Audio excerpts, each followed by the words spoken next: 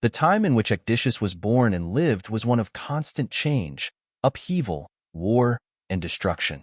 This was the 470s AD, Gaul, present-day France, and the Roman Empire was a shell of its former self. Mostly an empire in name only. The Goths and Visigoths and many other tribes and people were taking over large swaths of territory. In doing so, they burn the cities, make slaves of most of the people they don't kill initially. It was also a time of an extremely weak, dysfunctional, and corrupt Roman government and army. Many of these towns and provinces were totally on their own and had no protection that the Roman army had once provided. It is with this backdrop we come upon Ecdicius and the defense of Clermont. Historian Edward Gibbon writes, "In the defense of Clermont, their principal town, the inhabitants of Auvergne sustained with inflexible resolution the miseries of war, pestilence, and famine.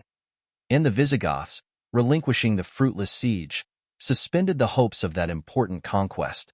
The youth of the province were animated by the heroic and almost incredible valor of Ecdicius, the son of the Emperor Avitus, who made a desperate sally with only 18 horsemen, boldly attacked the Gothic army, and, after maintaining a flying skirmish, retired safe and victorious within the walls of Clermont. His charity was equal to his courage. In a time of extreme scarcity, 4,000 poor were fed at his expense, and his private influence levied an army of Burgundians for the deliverance of Auvergne. From his virtues alone, the faithful citizens of Gaul derived any hope of safety or freedom. And even such virtues were insufficient to avert the impending ruin of their country, since they were anxious to learn, from his authority and example, whether they should prefer the alternative of exile or servitude.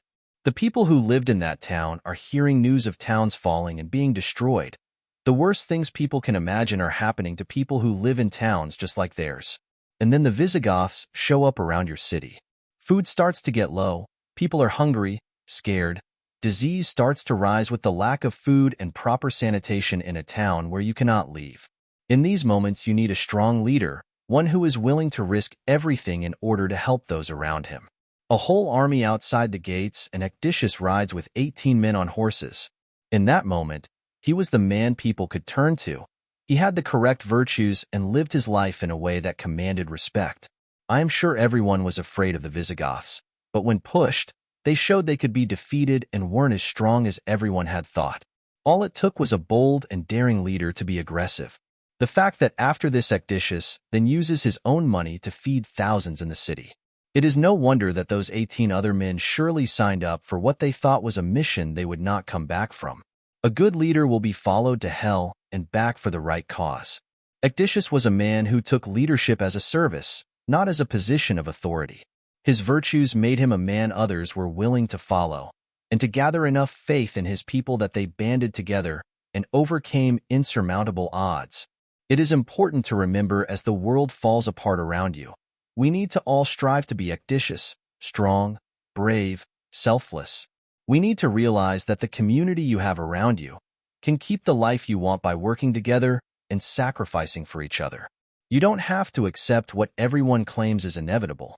And maybe in the end you do lose, as the Romans in Gaul did, but you kept your values, you stood tall with your shoulders back, you stood for what was right. And the way we draw inspiration from Ecdicius, you too can be an inspiration to a future generation of people who want freedom and liberty over serfdom and slavery.